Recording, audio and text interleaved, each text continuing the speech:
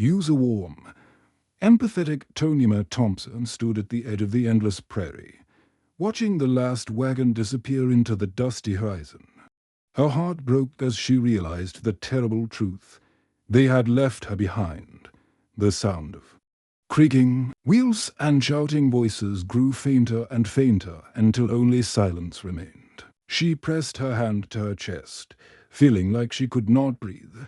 Just 6 months ago, Emma had been a happy wife and mother in Manchester, England.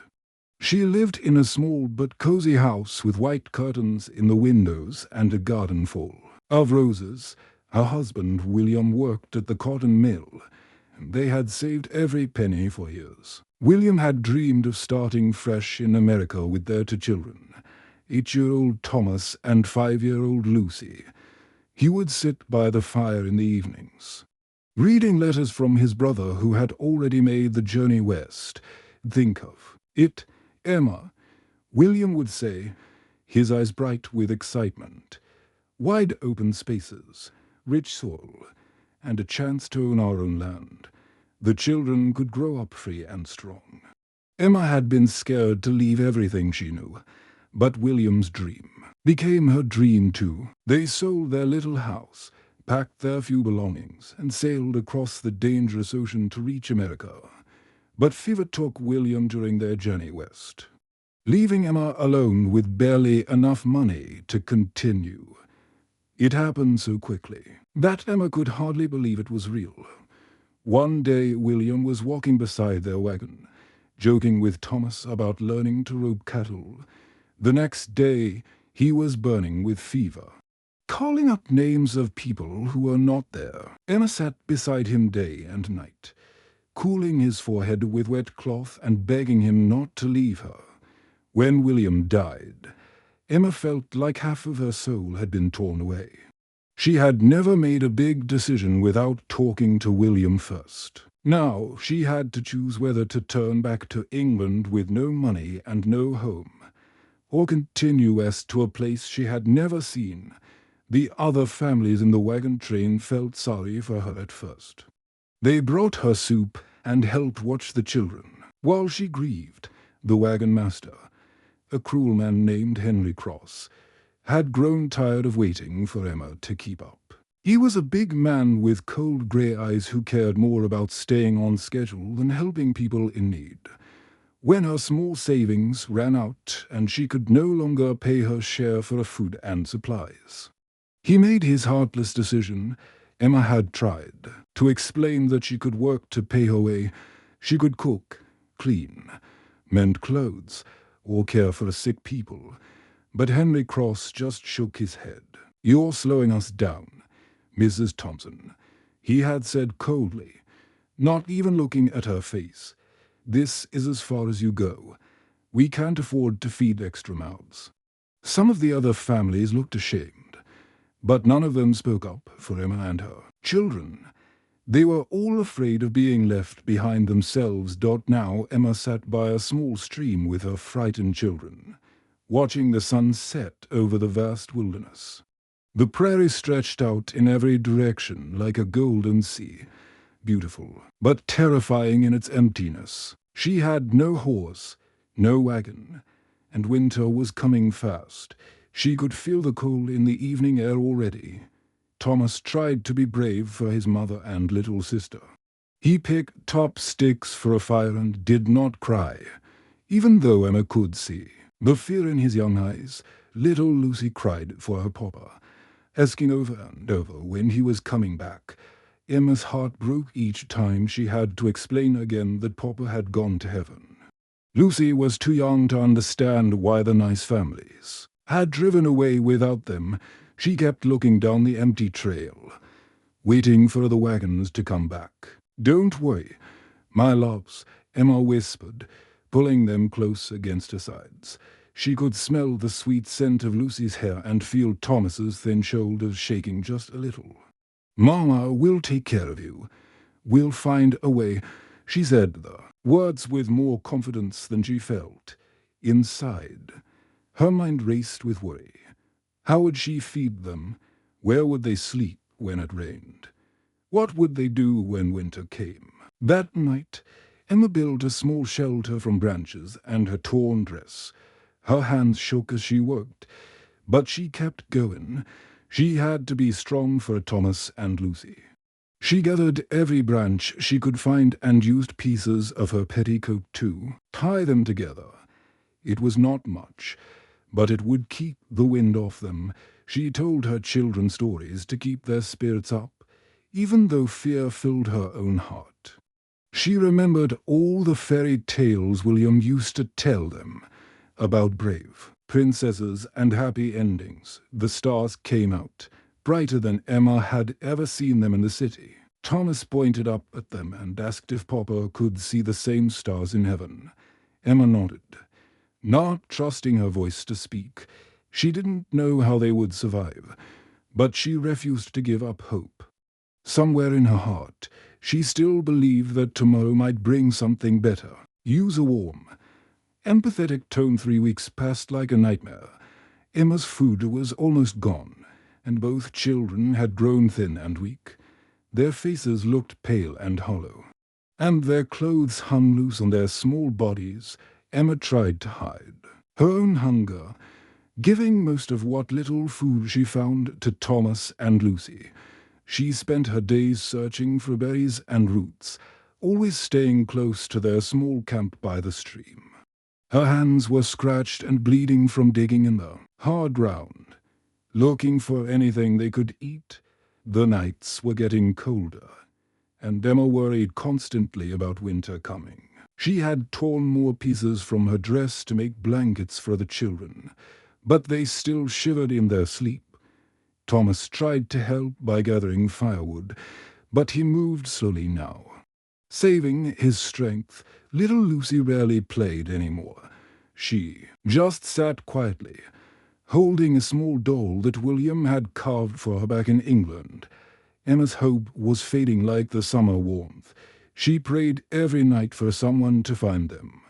But the prairie seemed endless and empty. During the day, she climbed the highest hill near their camp, looking in all directions for any sign of travelers. But she saw only grass waving in the wind and clouds moving across the big sky on a cold morning in early October.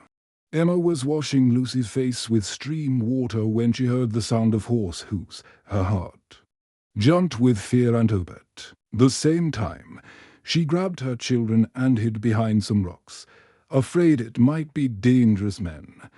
There were stories of outlaws who robbed travelers on the frontier. Emma held Thomas and Lucy close, putting her finger to her lips to keep them quiet. But the rider who appeared was different from anyone she expected.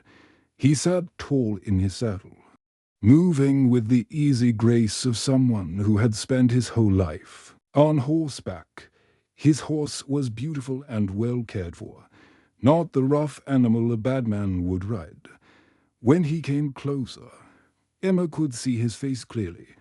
James Miller was a tall, kind-looking man with gentle brown eyes and dark hair. He wore good clothes that were clean and well-made, not the dirty rags of a drifter. His boots were expensive leather, and his hat sat perfectly on his head.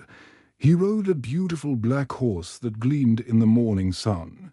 The horse was strong and healthy, with a silver bridle that caught the light. When James saw their poor shelter, and Emma's frightened face peeking out from behind the rocks, his expression filled with concern. He stopped his horse a respectful distance away and slowly got down, moving carefully so he would not scare them more. His voice was deep but gentle when he spoke. "Mom, are you hurt?" he asked softly, taking off his hat. "Do you need help?" He could see right away that they were in terrible trouble. The shelter looked like it might fall down in the next strong wind. The children's clothes were torn and dirty, and Emma looked like she had not eaten in days. Emma's pride wanted to say no. She had been raised to take care of herself and not ask for a charity from strangers. But her children needed food and warmth more than she needed her pride. Thomas was leaning against her, too tired to stand up straight. Lucy was so weak she could barely lift her head. With tears in her eyes, Emma came out from behind the rocks and told James their whole story. She told him about William's dream of a new life in America, about the fever that took him, about their small savings running out. Her voice shook with anger and hurt when she described how Henry Cross and the other families had abandoned them by the stream. James listened to every word, his face growing more serious as the story went on. His face grew angry when he heard how the wagon train had abandoned them. James had lived on the frontier for many years, and he knew how dangerous it was. Leaving a woman and two small children alone in the wilderness was not just cruel. It was like murder. That's not right, James said firmly, his hands closing into fists.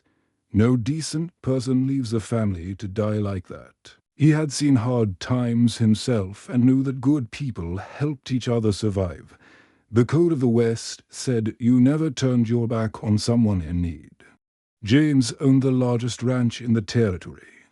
He had worked hard for 15 years to build his success, starting with nothing but a strong back and big dreams. He had bought land when it was cheap, raised cattle when others said it could not be done, and built his ranch into something he could be proud of. But he had always been lonely in his big house. His own family had died in a house fire back in Texas when he was young, and he had never married. He had buried himself in work, trying to forget his sadness. "Come with me," he said gently, kneeling down so he could look into Emma's eyes. "My house is warm, and my cook makes the best soup in 3 counties. Your children need proper food and rest." He could see that Emma was scared to trust another stranger, but he also saw the desperation in her face. Emma hesitated for a long moment, looking at this kind man who had appeared like an answer to her prayers. But Thomas and Lucy looked so weak, and winter was coming fast. Finally, she nodded. James carefully helped them onto his horse, lifting Lucy like she was made of glass. They rode toward a new chapter in their lives, the morning sun warming their backs. Use a warm, empathetic Tonelli Miller Ranch was more beautiful than Emma had ever imagined. As they rode up the long dirt road, Emma's eyes grew wide with wonder. The large wooden house sat on rolling green hills like a castle from a fairy tale. It had 2 stories with white-painted windows and a wide front porch with rocking chairs. Hundreds of cattle grazed peacefully in the distance, looking like tiny dots scattered across the endless grass. Horses ran free in fenced fields, their manes flowing in the wind like silk ribbons. Emma had never seen so much land owned by one person. In England, only the richest lords had estates this large. The house itself was bigger than any building in her old neighborhood back in Manchester. Smoke rose from the chimney, promising warmth and comfort inside. Flowers grew in neat rows along the porch, showing that someone cared about making the place beautiful. James's housekeeper, Mrs. Rose Baker, welcomed them with open arms before they even reached the front door.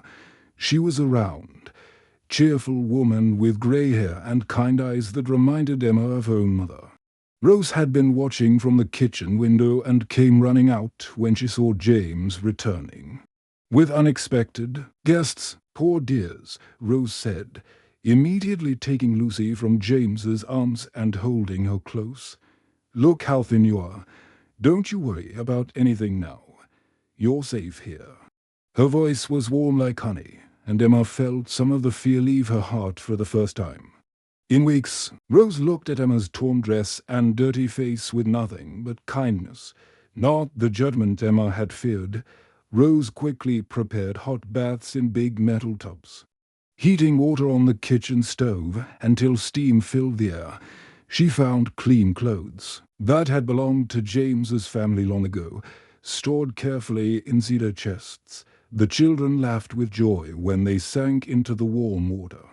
the first real baths they had enjoyed since leaving the wagon train. Emma cried happy tears as she watched the dirt and worry wash away from their faces. James gave Emma and her children their own rooms upstairs and asked for nothing in return. Emma's room had a real bed with soft quilts and a window that looked out over the ranch. Thomas and Lucy shared a room next door, with twin beds and toys that had once belonged to James's younger brothers. The children fell asleep that first night faster than they had in months, safe and warm at last. But Emma couldn't sit idle while receiving such kindness. It went against everything her mother had taught her about earning her way in the world. She began helping with the books, using the reading and writing skills she had learned as a girl. James was amazed to discover that Emma could do sums faster than he could, organizing his business records with neat handwriting and careful attention to detail. She started cooking meals alongside Rose, sharing recipes from England and learning new ways to prepare food for hungry ranch workers. Her gentle hands were perfect for caring for injured ranch workers who came to the house with cuts, burns, and broken bones. Emma had helped her neighbors back in Manchester when they were sick, and she quickly became known as someone who could heal both bodies and spirits. Thomas and Lucy bloomed like flowers in spring after a long winter. The color returned to their cheeks, and they gained weight from Rose's good cooking. James taught Thomas to ride horses, starting with a gentle old mare named Buttercup. He showed the boy how to care for cattle, explaining which grass they liked best and how to spot signs of sickness in the herd. Thomas followed James everywhere, asking 100 questions and soaking up knowledge like a sponge. James showed Lucy how to feed the chickens and gather eggs. Laughing when the silly birds tried to peck at her fingers, Lucy made friends with a small calf she named Daisy, bringing it special treats and brushing its soft fur. For the first time since their father died, the children laughed and played again. Their voices filled the house with joy that had been missing for too long. As autumn turned to winter, Emma found herself watching James with growing admiration. He was strong enough to wrestle a bull to the ground, but gentle enough to bandage a hurt bird's wing. He was fair to his workers, paying them well and treating them with respect. He was incredibly patient with her children, never getting angry when they made mistakes or asked the same questions over and over. James never spoke down to Emma or made her feel like charity. Instead, he treated her as an equal partner in running the ranch, asking for her opinion on important decisions and listening carefully to her ideas. When she suggested better ways to organize the supply orders, he put her plans into action immediately. When she recommended hiring a man who others thought was too old to work, James trusted her judgment. James, meanwhile, discovered that Emma had brought light back into his lonely life. Her laughter filled the empty spaces in his heart that had been cold for so many years. Her wisdom helped him solve problems he had struggled with alone, and her gentle presence made the big house feel like a real home. But he worried deep inside. Was he good enough for a woman who had suffered so much? Did he deserve happiness after failing to save his own family years ago? One snowy evening, as they sat by the crackling fire watching Thomas and Lucy play with wooden toys James had carved, he finally found his courage. The children were safe and happy. Emma looked more beautiful than ever in the firelight, and his heart felt ready to burst with love. "Emma," he said quietly, his voice shaking just a little, "I have something to ask you." "Use a warm, empathetic tone, Emma Thompson," James said, his voice shaking with emotion as he took her hands in his. "I never thought I'd feel this way again. You've brought joy back to my life. And I love watching you with the children. Would you consider becoming my wife?" His heart pounded so hard he was sure Emma could hear it. He had practiced these words 100 times while working with the cattle, but now they came out in a rush of nervous hope. Emma's heart raced like a wild horse. She had grown to love this good man who had saved her family, but fear still lived in her heart like a shadow she could not shake. What if he changed his mind? What if she was not good enough for such a successful man? "James, I don't want you to marry me from pity," she whispered, looking down at her hands. "I came here with nothing. I don't want to be a burden you feel sorry for." "Pity?" James laughed softly, lifting her chin so she would look into his eyes. "Emma, you're the strongest, smartest, most beautiful woman I've ever known. I'm asking because I can't imagine my life without you and the children. You've made this house a home."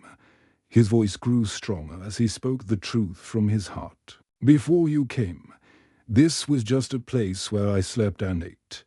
Now it's filled with laughter and love. You've healed my broken heart just like you heal everyone who comes to our door."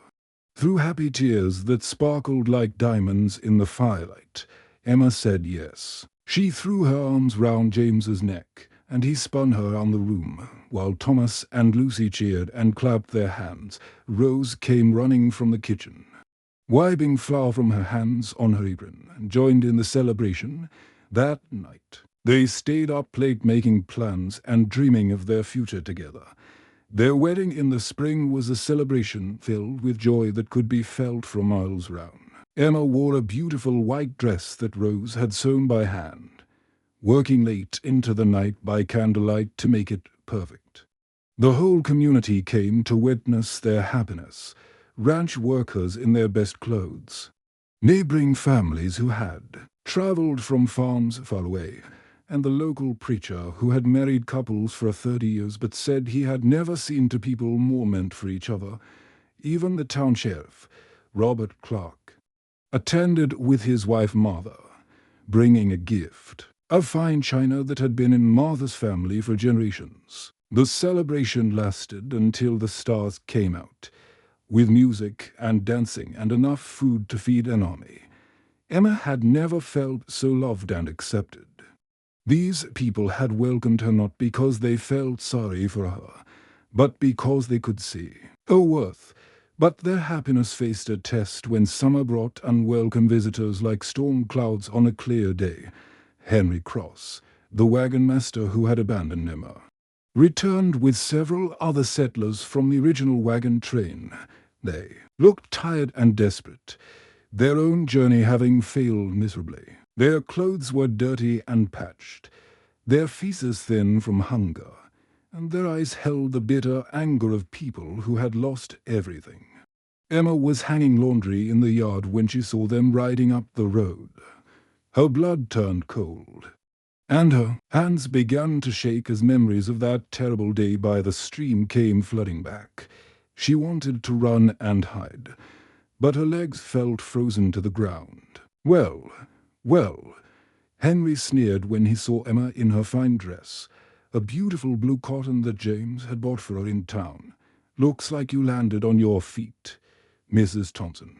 But you still owe us money for the wagon train passage, plus interest." His voice was full of the same cruel coldness she remembered, and the other men behind him nodded agreement like hungry wolves. Emma felt her old fear return, crawling up her spine like ice water. For a moment, she was that desperate widow again, begging these same men not to abandon her children. Her hands shook, and she took a step backward toward the house, but James stepped beside her, his presence strong and protective like a mountain that could not be moved. His hand rested gently on Emma's shoulder, giving her strength. His voice was calm but carried a warning that made the horses step nervously. "My wife owes you nothing," James said firmly, his eyes hard as steel.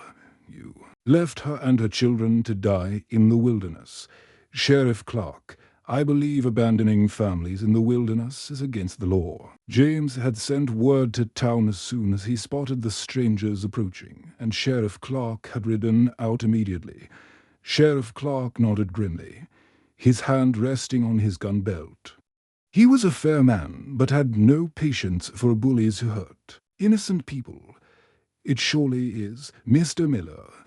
These men had better move along before I decide to press charges. Abandoning women and children is a serious crime in this territory."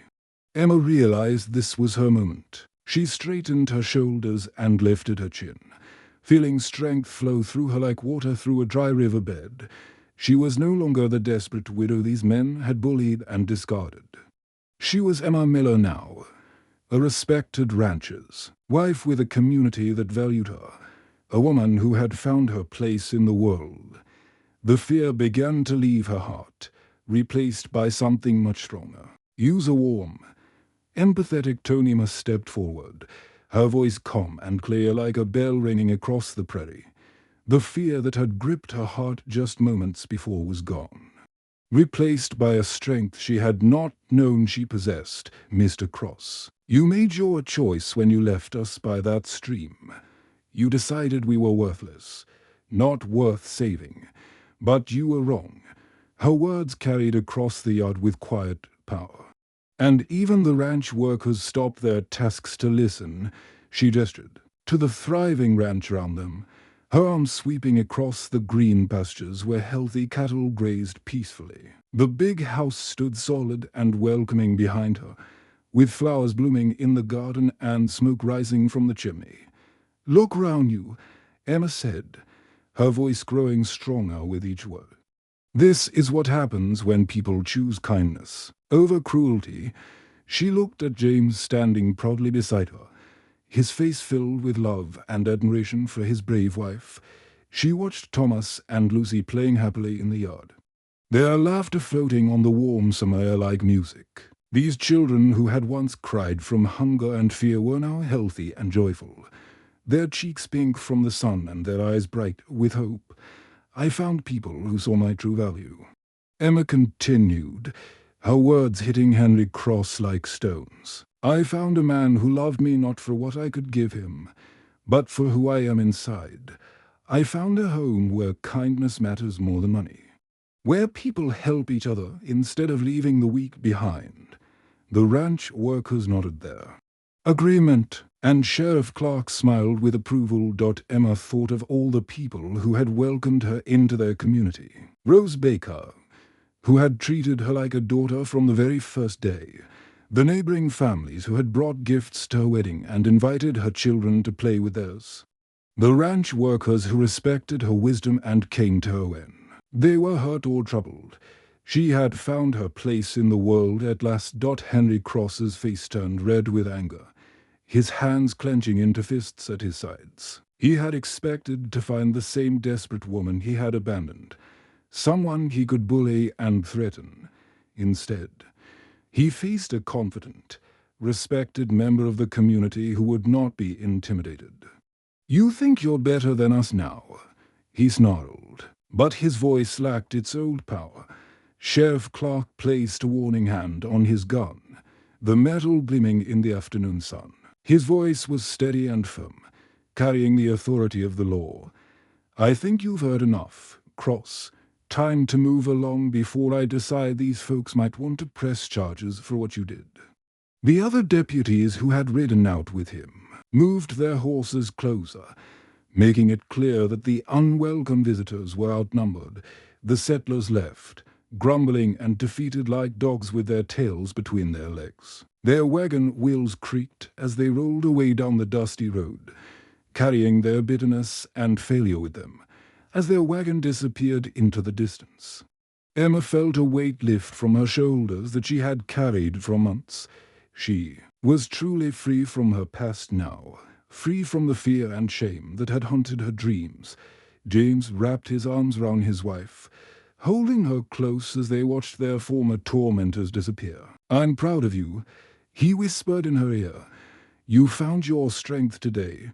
Rose Baker and the ranch workers gathered round them, offering words of support and congratulations. Emma had faced her demons and won.